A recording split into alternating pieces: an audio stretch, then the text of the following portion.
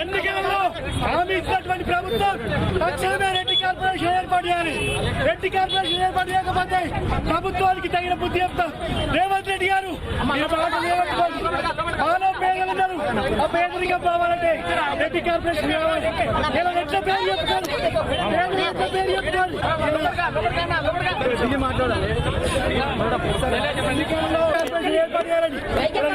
Demand చేస్తాం.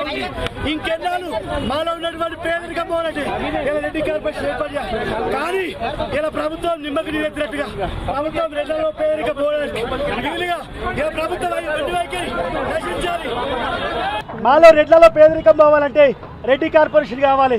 ఇప్పటికైనా మా ఎమ్మెల్యేలు ఏవైతే ఎమ్మెల్యేలు ఉన్నారో కాంగ్రెస్ ప్రభుత్వం ఎమ్మెల్యేలు, టీడీపీ ఉన్న టీఆర్ఎస్ ఉన్న ఎమ్మెల్యేలు అందరూ కూడా రెడ్డి ఎమ్మెల్యేలు అందరూ కూడా రెడ్డి కార్పొరేషన్ కోసం డిమాండ్. ఒకవేళ డిమాండ్ చేయకపోతే ఖచ్చితంగా ముఖ్యమంత్రి గారి ఇల్లు కూడా ముట్టడిస్తామని హైదరాబాద్లో దిగ్బంధం చేశామని ప్రభుత్వానికి హెచ్చరిక చేస్తా ఉన్నాం.